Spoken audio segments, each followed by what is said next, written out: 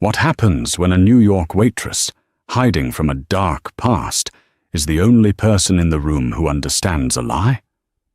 When she serves dinner to Alessandro Salvatore, the most feared Mafia boss in the city, she overhears a $200 million scam unfolding in a language no one else understands. She has one choice: stay silent and stay safe, or speak the 4 words that will save him, and possibly end her life. This is a fake. Get ready, because this isn't just a story about a scam. It's about what happens when a ghost meets a king. The L'Ombre was a restaurant built on secrets. It existed in a pocket of Manhattan, so exclusive it didn't even have a sign, only a single gas-lit lantern over a lacquered black door. Inside, the air was thick with the scent of old money, truffles, and quiet, heavy negotiations. The carpets were so plush they absorbed all sound, and the waiters moved like ghosts, their reflections sliding over the dark panelled walls. Eleanor, known here only as Lena, was the best ghost they had. For 2 years, she had perfected the art of being invisible. She was the pale girl with the ordinary brown hair pulled into a severe bun, the girl with the downcast eyes who anticipated the need for more water before the glass was half empty, who could clear a $500 plate of foie gras without making a sound. Her invisibility was her shield, her paycheck, and her survival. Tonight, however, her shield felt thin. The air in L'Ombre was not just exclusive, it was electric. "The Salvatore party is in the Verona room," whispered Pierre, the maitre d', his face tight with anxiety. "You are assigned, Lena. Only you." Elena's heart didn't leap. It simply sank, heavy and cold. The Salvatore party. Even the name was a threat. Alessandro Salvatore. The press called him a reclusive financier. The streets called him the Capo Fantasma, the phantom boss. He was the unseen hand that moved the city's undercurrents. He didn't just own shipping lanes and construction firms. He owned politicians, judges, and, according to rumor, the souls of half the city's police force. And he was dining in her section. She nodded once, her face a perfect mask of professional calm. "Understood, Pierre." As she pushed through the kitchen doors, the steam and clatter felt like a brief return to the real world before she stepped back into the lion's den. She collected the chilled bottles of San Pellegrino and a $4,000 bottle of 1990 Romanée Conti that Alessandro demanded be waiting. When she entered the Verona room, the silence was immediate and absolute. It was a small, private alcove, dominated by a heavy mahogany table. 2 men were already seated, their expensive, ill-fitting suits screaming, "New money." They were Mr. Grayson, a man with a damp handshake and darting eyes, and Mr. Thorne, who was silent, built like a brick wall, and stared at his empty plate as if it had insulted him.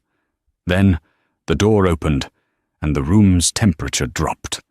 Alessandro Salvatore entered. He was not what she expected. He wasn't a brutish thug from a movie.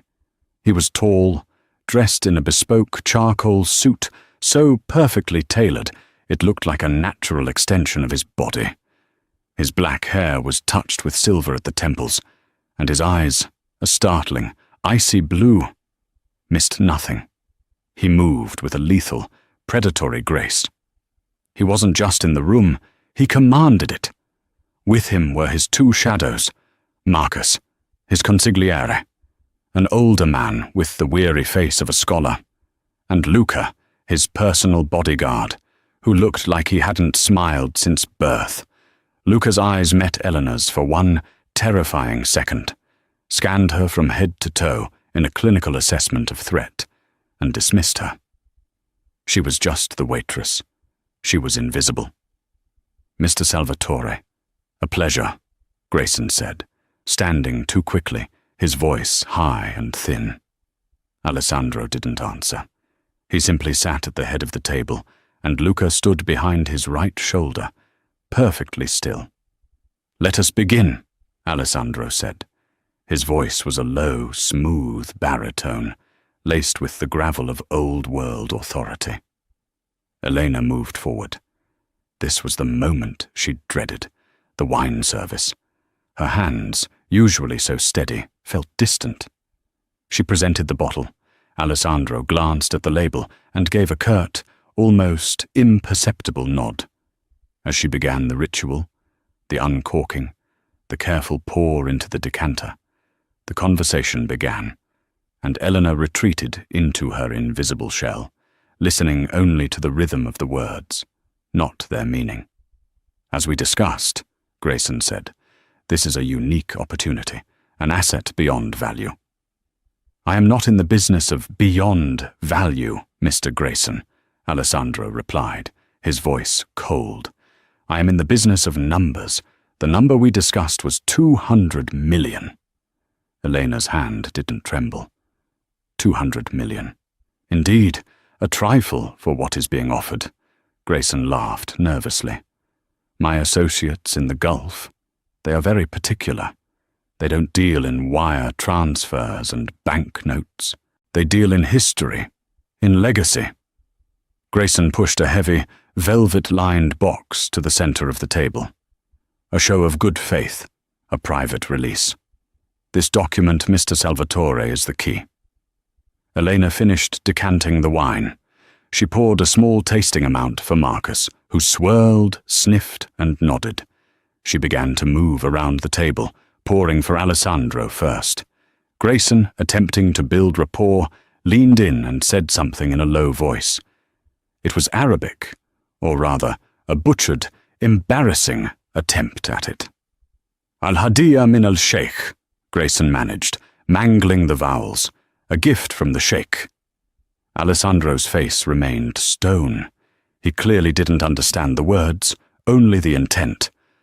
But Elena understood, and as she stood by Alessandro's shoulder, a jolt went through her, so profound she almost dropped the heavy bottle.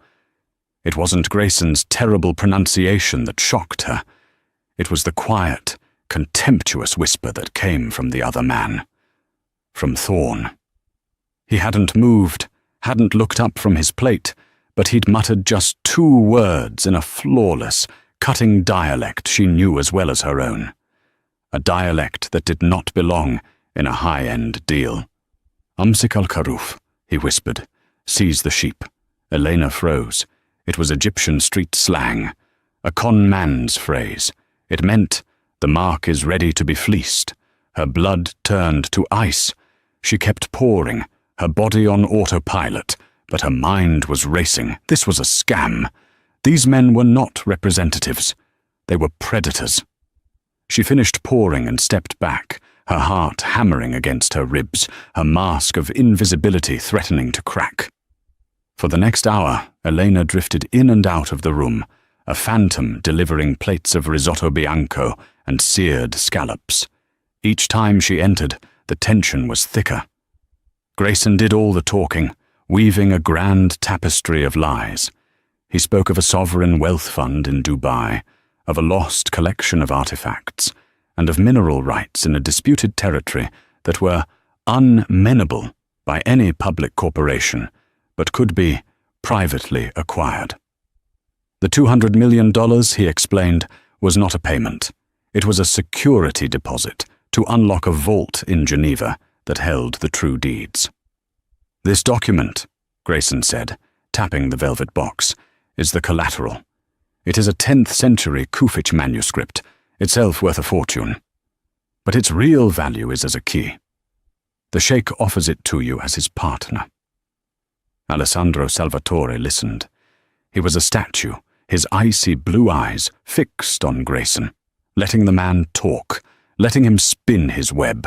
He hadn't touched his food. "The transfer must be made tonight," Grayson urged, a sheen of sweat on his upper lip. "My associate, the Sheikh, he is a man of impulse. This window will close by midnight." "And this key," Alessandro said, his first words in half an hour. He gestured to the box. "You guarantee its authenticity?"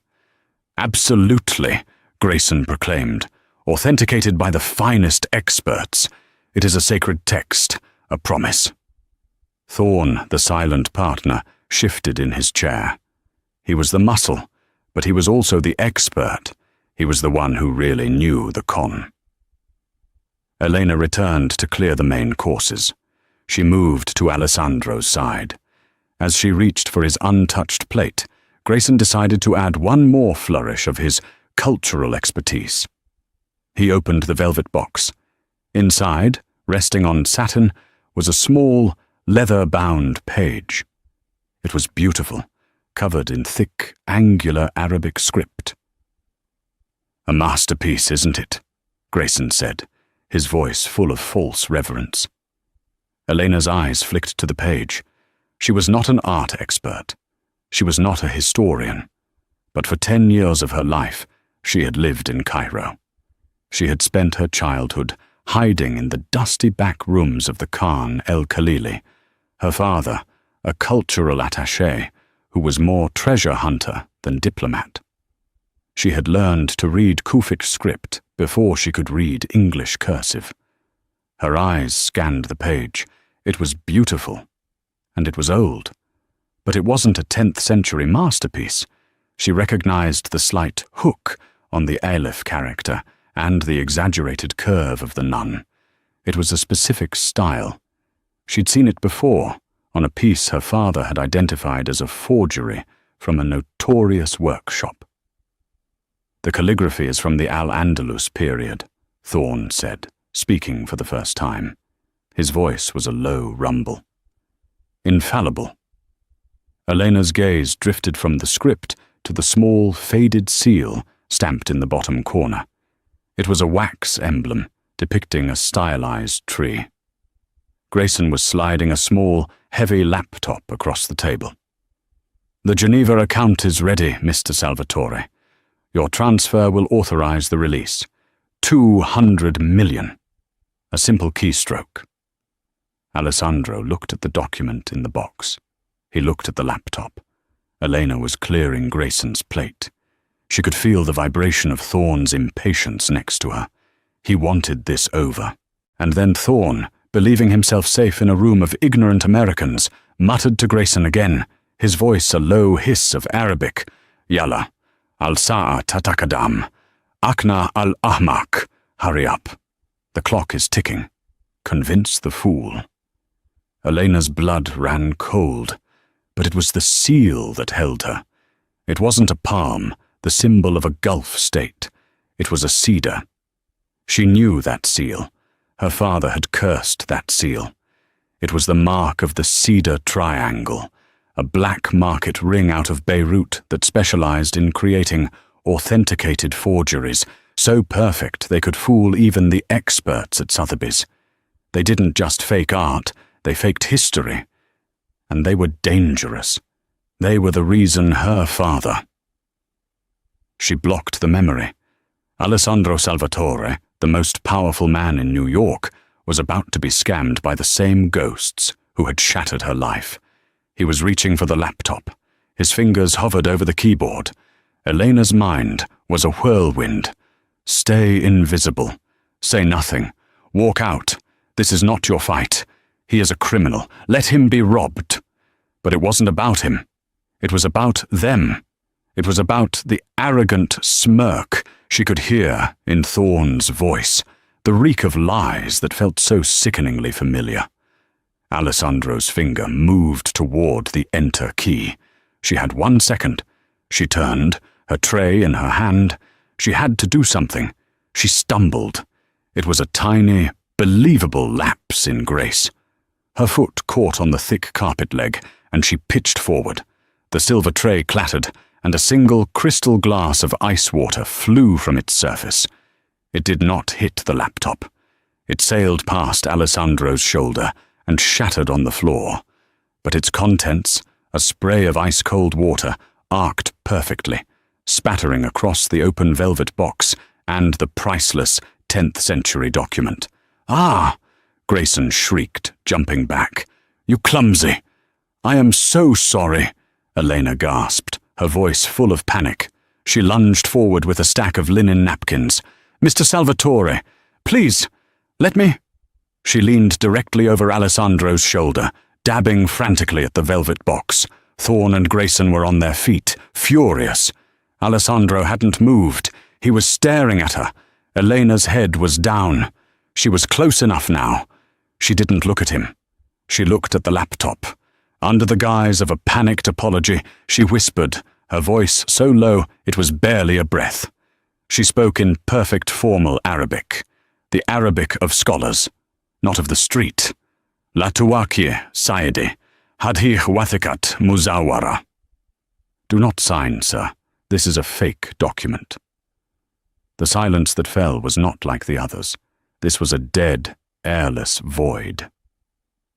Thorne and Grayson had stopped yelling. They were frozen, their faces turning a sickly shade of pale.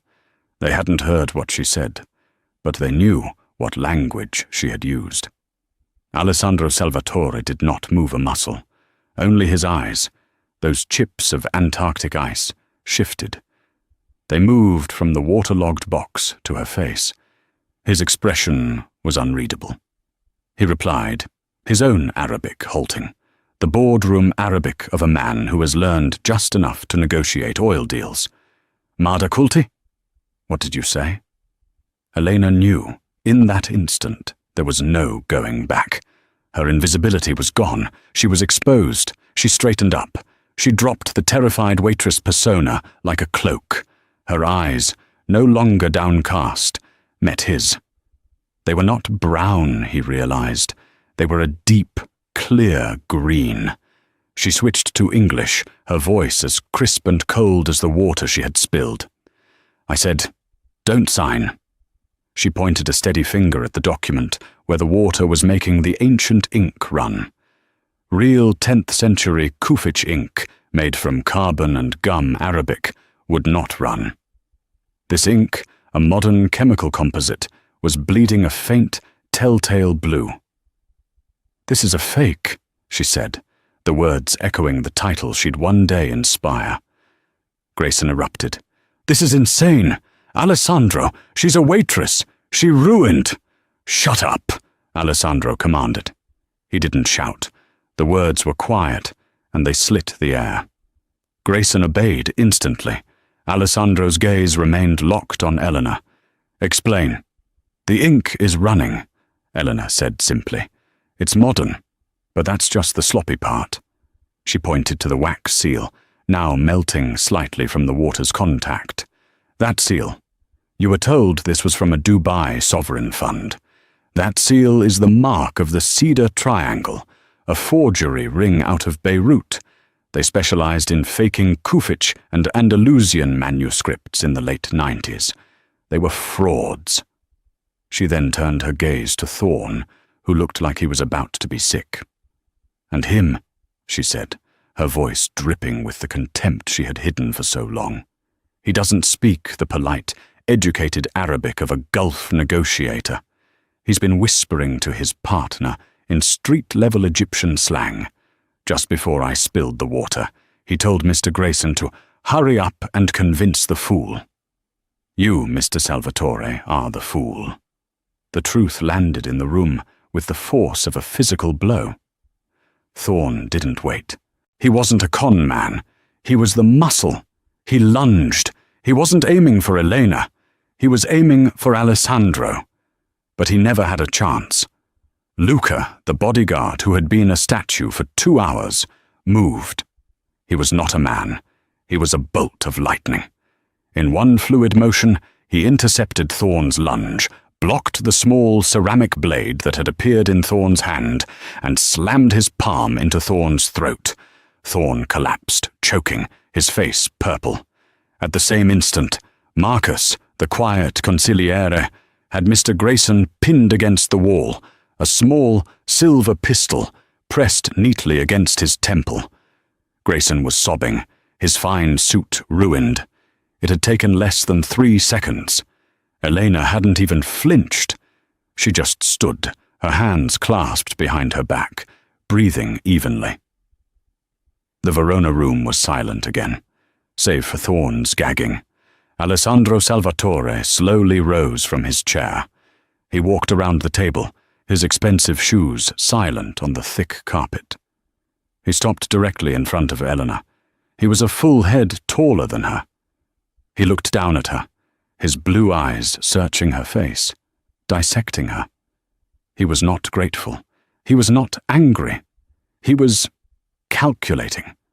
She had just saved him $200 million. She had unmasked a high-level con. She had revealed knowledge of international forgery rings and multiple obscure Arabic dialects. This Lena, this invisible girl, was the most dangerous person in the room. "You," he said, his voice a soft rumble. "Who the hell are you?" Elena met his gaze. "I'm the waitress who just saved you $200 million. A shadow of a smile touched Alessandro's lips, a terrifying, humorless expression. "You are," he agreed, "which means you're either a spectacular coincidence or you're a plant from a rival. Either way, you know too much." He turned to his consigliere. "Marcus, get them out of here. Use the service entrance. Mr. Thorne and Mr. Grayson have a pressing engagement in one of my warehouses." Marcus nodded, dragging the whimpering Grayson out. Luca hauled the semi-conscious Thorne up by his collar and followed. The door clicked shut. It was just Elena and Alessandro. The remnants of a $10,000 meal sat between them. "Pierre!" Alessandro called out, not raising his voice. The maître d' appeared instantly, his face ashen. "Mr. Salvatore, is everything—" "Everything is perfect," Alessandro said. "My compliments to the chef. Lena, however, will be leaving with me. She's not feeling well. Have her coat brought." "Sir." Pierre looked at Elena, confused. Elena's blood ran cold. This was it. She wasn't being thanked. She was being taken. "It's all right, Pierre," Elena said, her voice surprisingly steady. "I'll get my things." "No," Alessandro said, placing a gentle proprietary hand on her elbow. His touch was electric, a brand. "Luca will get your things. You're coming with me. Now. For your protection." It was not a request. It was a command. As he guided her out of the Verona room, past the stunned staff and the oblivious diners, Elena realized her mistake. She had run from the wolves in Beirut, only to leap into the cage of the lion in New York. Her old life was over. Her new one, as the property of Alessandro Salvatore, had just begun. The ride from Lombre was silent and terrifying. Elena was seated in the back of a black, armored Bentley, a car so quiet it felt like a sensory deprivation chamber. Alessandro sat opposite her, not next to her, observing her as a scientist might observe a volatile, unknown element. Luca drove, and Marcus rode shotgun. The windows were tinted so dark that the glittering lights of Manhattan were reduced to blurry, distant smudges. Elena's mind was working frantically, sorting through options, escape routes, and identities. She had a go bag under the floorboards of her tiny apartment. It had a fake passport, Canadian this time, $10,000 in cash, and a burner phone. It was useless to her now. They weren't heading to a warehouse. They weren't driving to the docks. They crossed the bridge and drove to a part of the city that didn't exist on maps, a sprawling, high-walled compound hidden in plain sight, masquerading as a private historical trust. The car passed through 2 sets of wrought-iron gates and stopped in a cobblestone courtyard. Alessandro exited the car and simply waited for her. He didn't grab her. He didn't threaten. He just expected. Elena stepped out. The air was cool. "Welcome to my home," he said, as if she were a guest for dinner. The home was a mansion, a dark stone edifice that looked like it had been stolen from the hills of Sicily and dropped in the middle of New York. Inside, it was not the gaudy palace of a new-money criminal. It was like Lombre, all dark wood, priceless tapestries, and heavy ancestral silence. "Luca," Alessandro said, "show Miss, whatever her name is, to the Azure suite. Give her what she needs, and stay outside her door." He turned to Elena. "We will talk in the morning. Do not try to leave. The doors are locked, the windows are bulletproof, and the grounds are monitored. You are perfectly safe.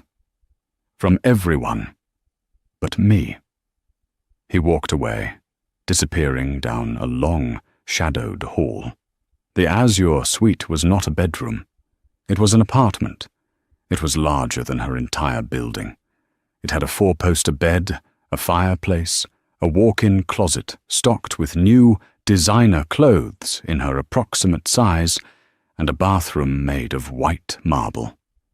It was the most beautiful prison she had ever seen. Elena locked the door, a pointless gesture she knew, and leaned against it, her body finally succumbing to the tremors she had held back. She had blown her cover. After 2 years of meticulous, paranoid hiding, she had been exposed, not by the men she was running from, but by the one man in New York she should have avoided at all costs. She stripped off her waitress uniform, the Lena costume, and left it in a heap. She took a shower so hot it nearly scalded her, trying to wash off the night. She put on a pair of silk pajamas from the closet and sat by the window. She could see Luca, standing like a gargoyle on the terrace below, his eyes pointedly away from her window. Sleep was impossible. Her past came flooding back, the smell of jasmine and diesel from the Cairo streets, her father's study, filled with forbidden texts, the men with the cedar tree signet rings, the phone call that told her to run, to become a ghost, to trust no one. She had failed. The sun rose, painting the sky in shades of grey and bloody orange. At 7 a.m. sharp, there was a soft knock. Elena opened it. A young woman in a maid's uniform stood there with a tray of coffee and pastries. "Mr. Salvatore will see you in the library in 1 hour," the maid said, not meeting her eyes. Elena drank the coffee, black.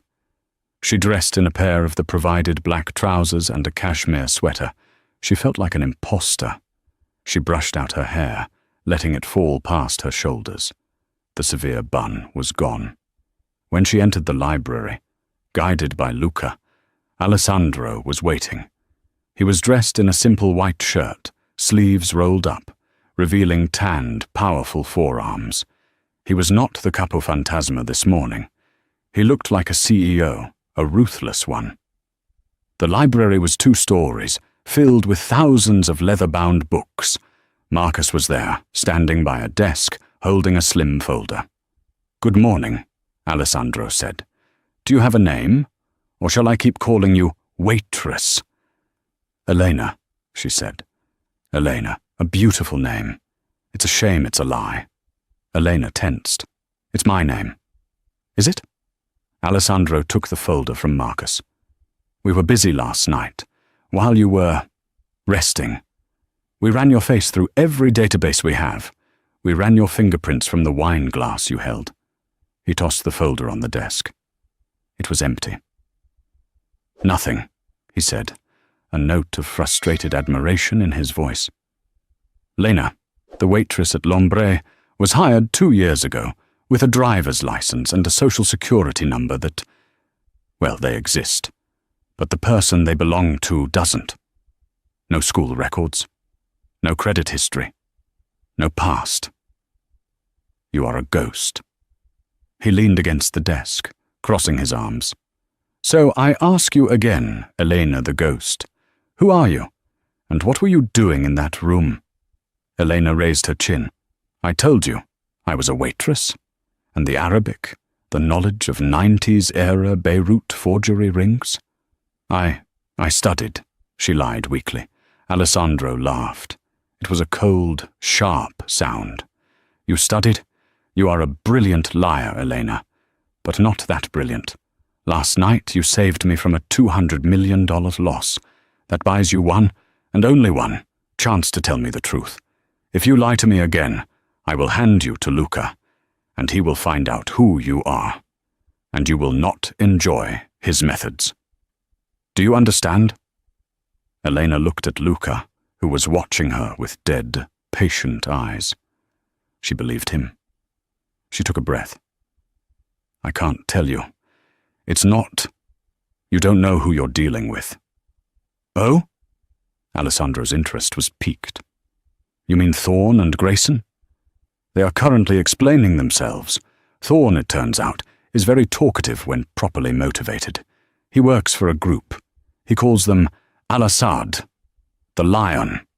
Elena flinched, a tiny involuntary movement, but Alessandro saw it.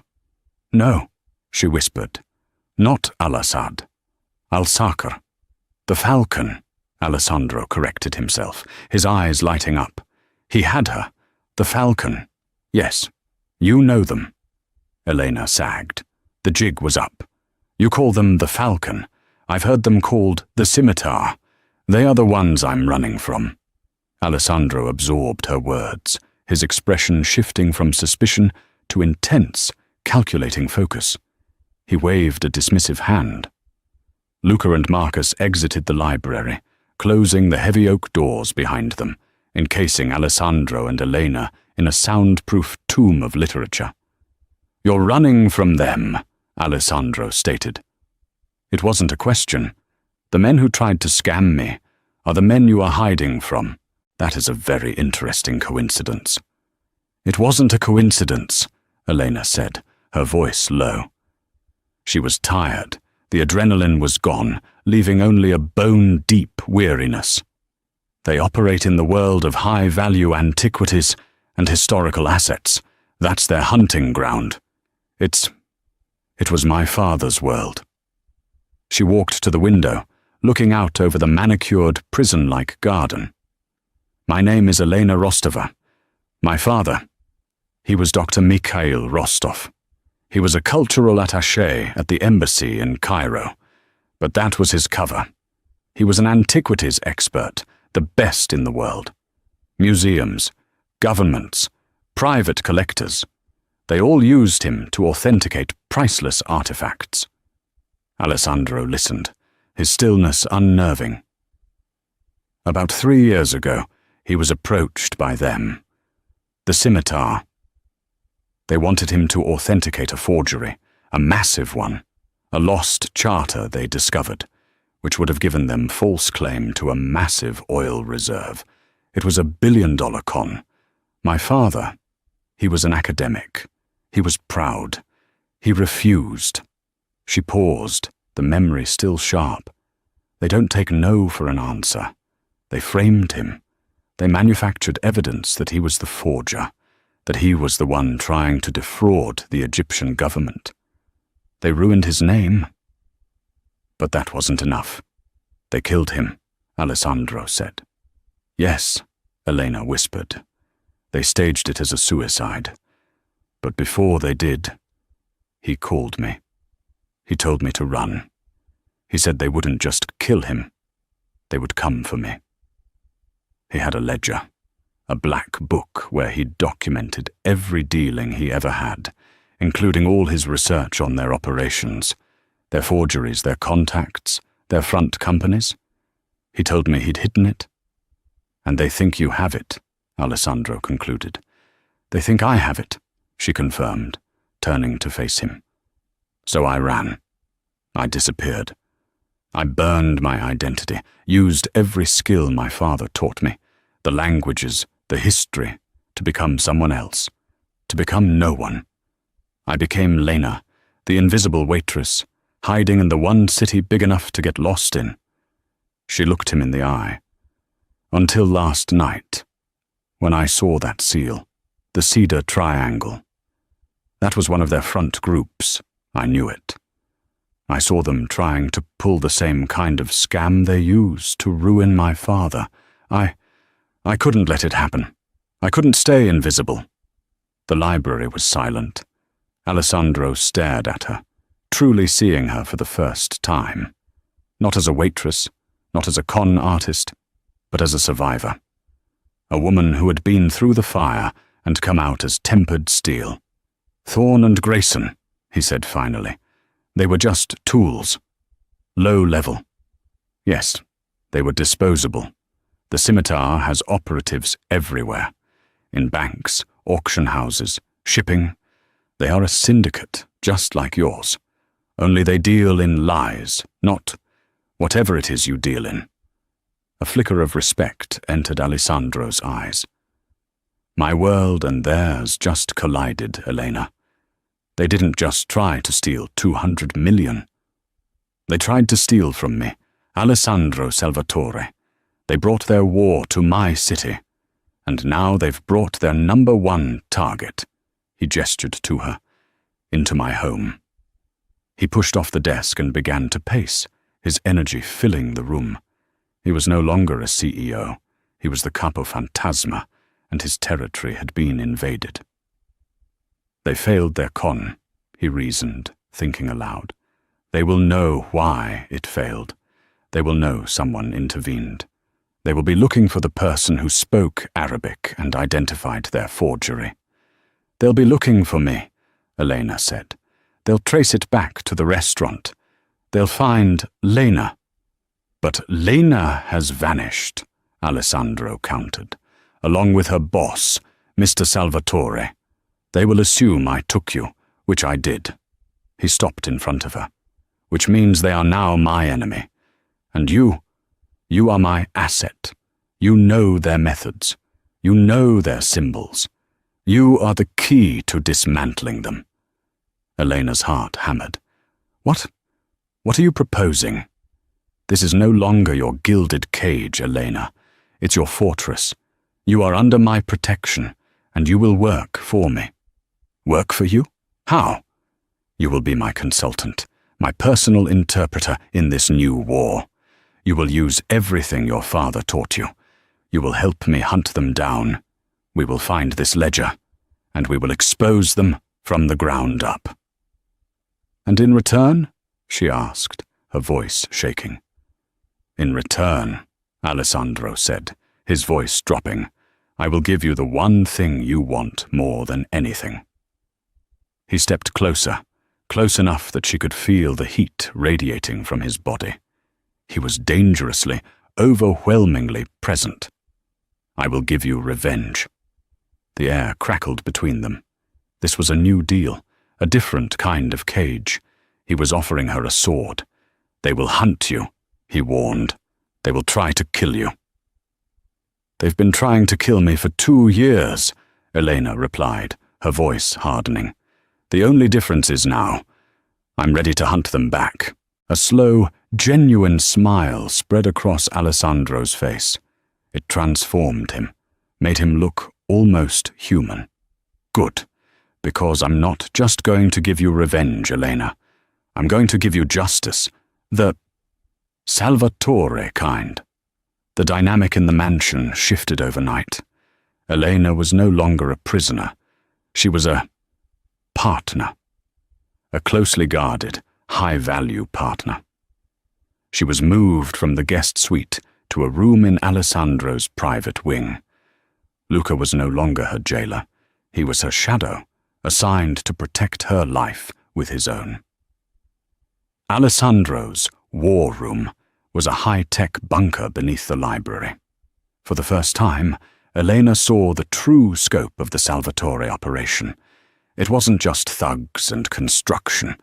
It was a global intelligence network, hackers, analysts, and informants. They brought in the half-broken Thorne.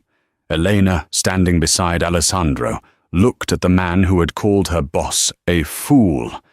He was terrified of Alessandro, but he was petrified of her. "Ask him," Alessandro commanded. "Ask him about the scimitar." Elena stepped forward. She didn't use English. She didn't use formal Arabic. She used the same hard, gutter-level Egyptian slang he had used. "Tickle him," she snapped. "Speak. Who is your contact in New York?" Thorne's eyes went wide. To hear this language from this woman, standing next to this man, it broke him. He confessed everything. The Scimitar's New York operation was run by a man they only knew as Silas. He was an American, an ex-curator from a major museum, fired for indiscretions. He was the one who vetted the forgeries. He was the one who chose the marks. "He's planning a new deal," Thorne choked out. "An auction, private, at the old Whitfield Gallery. Next week. It's how they're laundering the new forgeries." After Thorne was dragged away, Alessandro and Elena were alone in the war room. "Silas," Alessandro mused. "Marcus, find me this Silas. Find me everything." He turned to Elena. "You did well. You have steel in your voice." "I learned it from men like him," she said. The days that followed were a blur of adrenaline. Elena lived and breathed the hunt. She worked alongside Marcus, sifting through data, identifying shell corporations and bank accounts tied to the names from her father's memories. She taught Alessandro's men the difference between a real antiquity and a high-end fake.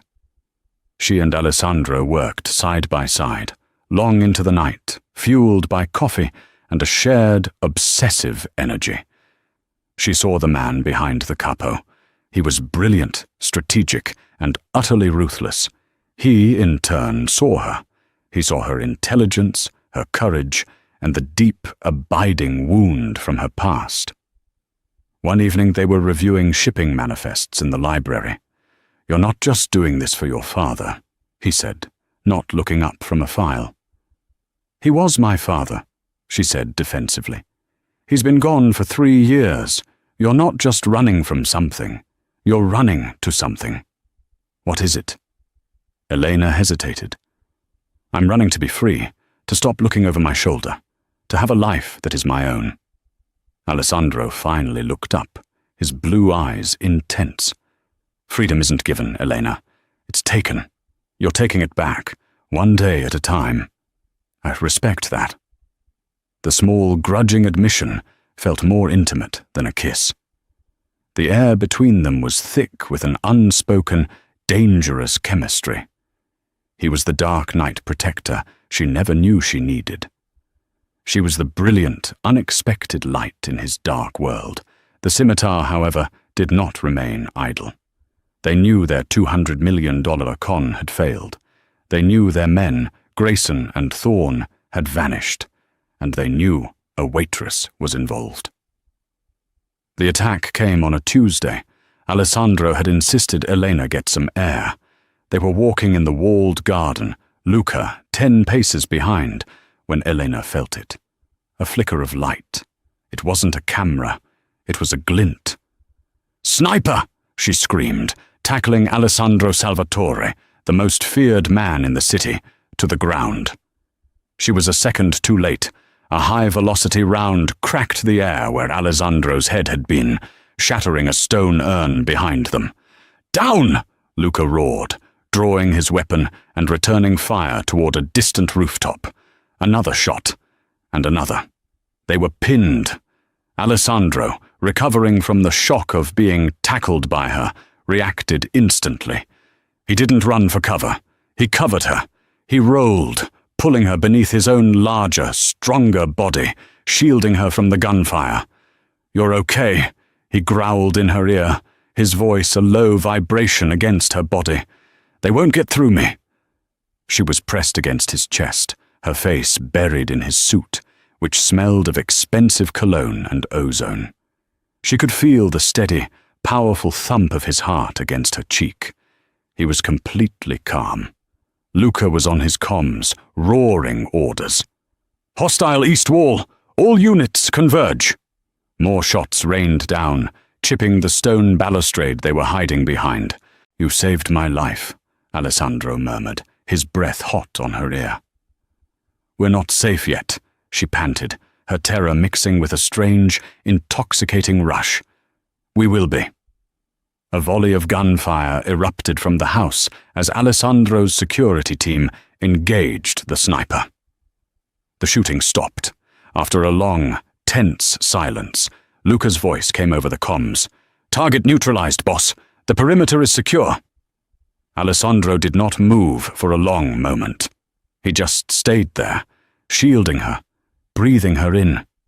Finally, he rolled off her, standing up and pulling her to her feet in one smooth motion. His suit was covered in dirt. There was a cut on his cheek, but his eyes were on her. They were blazing with something new. Not just respect, not just intrigue, possession. "You're fast," he said, his thumb coming up to brush a speck of dirt from her cheek. His touch lingered. "I've been running for a long time," she whispered, her body trembling from the impact. "No more running," he said, his voice a vow. "From now on, we are the ones who hunt." He didn't let her go. He kept his hand on her arm, guiding her back inside, his touch a possessive, protective brand. The line between them had been irrevocably crossed. She had saved his life, and he had shielded hers. They were bound, not just by a deal, but by scars. The plan was audacious, and it was hers. The Whitfield Gallery was not just a gallery. It was a bank, a vault, and a fortress. The guest list for Silas's private auction, now just an hour away, was a global roster of sharks in bespoke suits, billionaires with hollow morals, and black market dealers who traded in history. Elena stood in the center of her suite in Alessandro's mansion, her reflection staring back at her from a floor-to-ceiling mirror. She was no longer Lena the waitress, a shadow in a bun and apron. She was not Elena the ghost, running from a past that wasn't real. Dressed in a floor-length, emerald green gown, the exact color of her eyes, she was a queen. The dress was a weapon, simple, severe, and stunning. Her hair, no longer hidden, fell in dark waves. The door opened. Alessandro entered, and for the first time, Elena saw him pause. He was in a perfectly tailored tuxedo, the unofficial uniform of the powerful. But his eyes were on her. He drank her in, a slow, appreciative, and utterly possessive appraisal. "Mikhail Rostov's daughter," he said, his voice rougher than usual. "Or just Elena," she replied, her voice steady, though her heart was a hummingbird in her chest. He walked to her, holding a black velvet box. He opened it. Inside, resting on white satin, was a river of diamonds, a necklace so bright it seemed to steal the light from the room. "To complete the costume," he said. She turned, lifting her hair. He stepped behind her. His fingers, large and warm, brushed the bare skin of her neck as he fastened the clasp. The diamonds were cold, a stark contrast to his touch, which was electric. He didn't move away. His hands rested on her bare shoulders, his presence a heavy, protective weight. "Are you afraid?" he asked, his voice a low rumble in her ear. "Terrified," she admitted, meeting his gaze in the mirror. "But not of you. Not anymore." "Good," he said, "because you are not walking in there alone." He turned her around, his gaze intense. "This ends tonight, Elena. Whatever happens, whatever he says, I will not let them harm you." He leaned in, and his lips brushed hers. It was not a kiss of passion, not yet. It was a promise, a seal, a brand.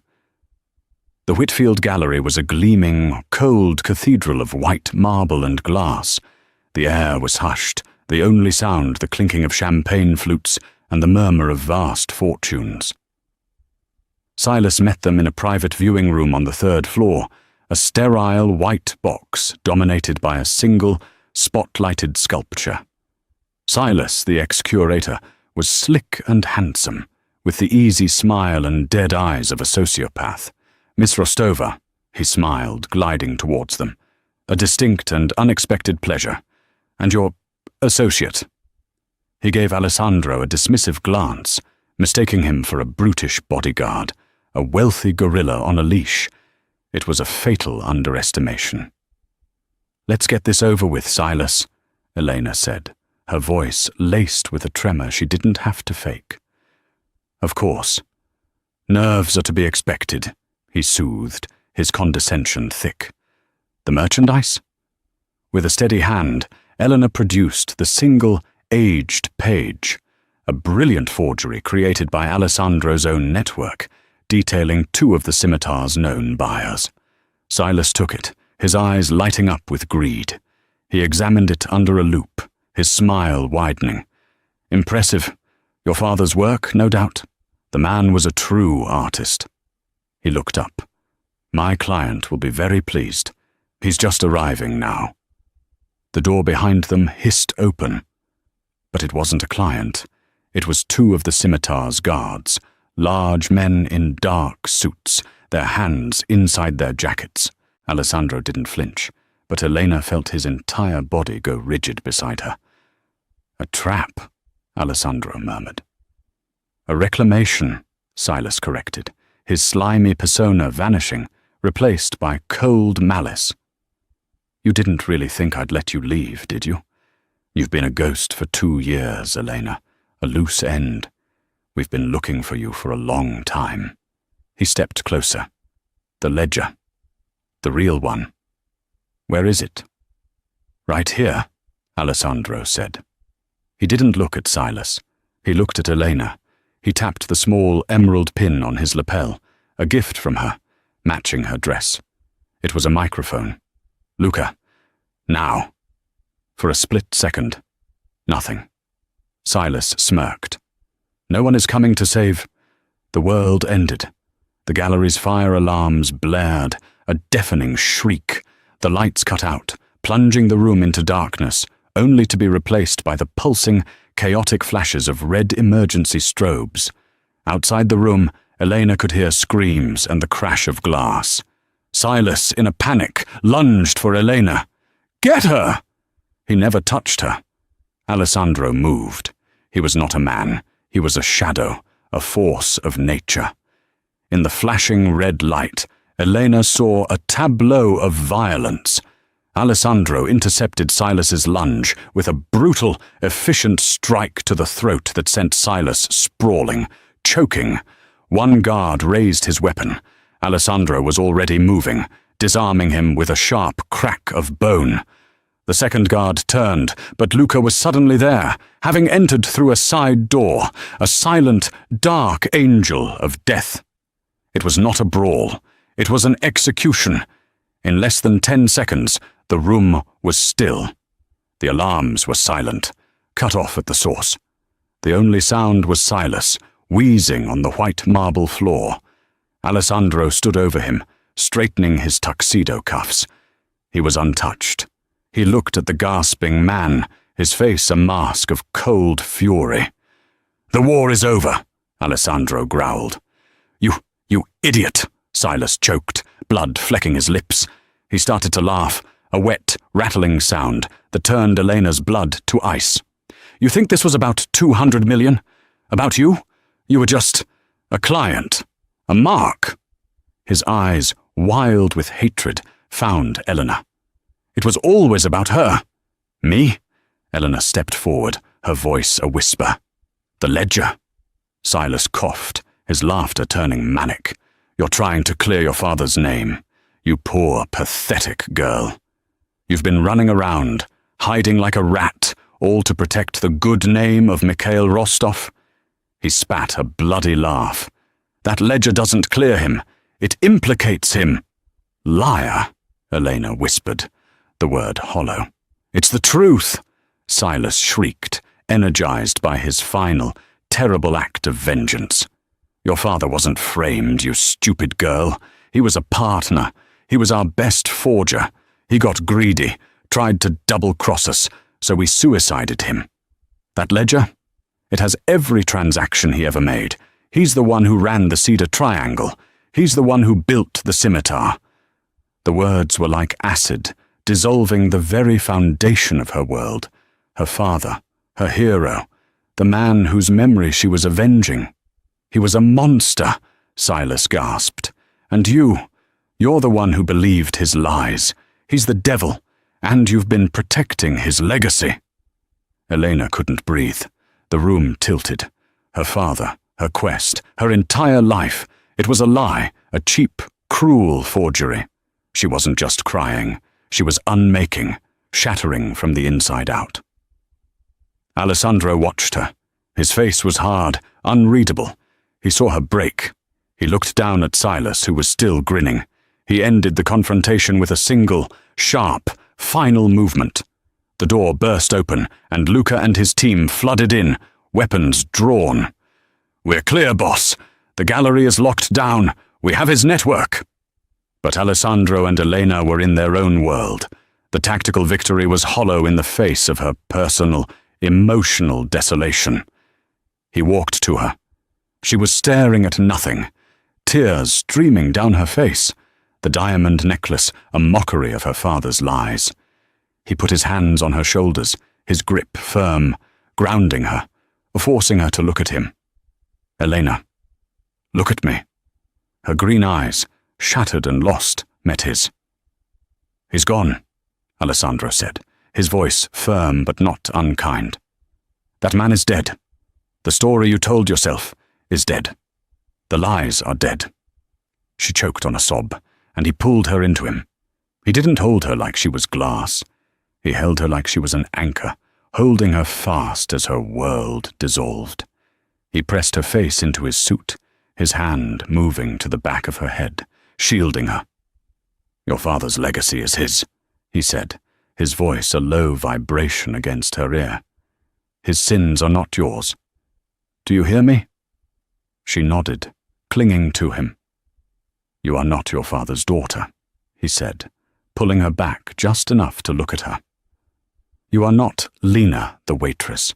You are not a ghost." He tilted her chin up, his gaze intense, possessive, and for the first time, protective. "You are Elena, and you are mine." She didn't pull away. She didn't argue. She leaned into him, her past finally dead, burned away by the truth. She was free. Free of the past, free of the lies, and free of the need to run.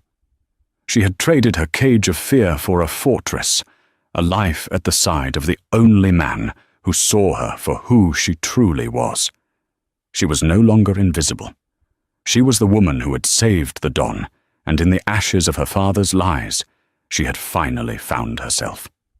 She spoke the truth and lost her past, only to find her future. Elena's story proves that sometimes the greatest scams are the ones we tell ourselves. She thought she was avenging a hero, but she was really just freeing herself. Now she's no longer a ghost. She's a queen in a new kind of kingdom, and her war is just beginning. What did you think of Elena's choice? Was Alessandro her savior, or just a new kind of captor? If you loved this story of drama, twists, and dark romance, please hit that like button. It really helps the channel. And don't forget to subscribe and ring the bell so you never miss a new story. Share this video with someone who needs a reminder that sometimes you have to burn down your old life to build a new one. Thanks for listening, and we'll see you in the shadows.